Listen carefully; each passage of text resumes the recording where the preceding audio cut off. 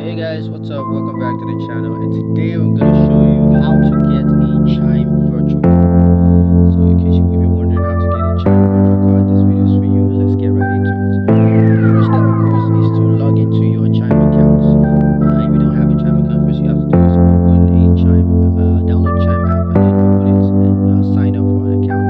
So you can go ahead and check that out. See how that works.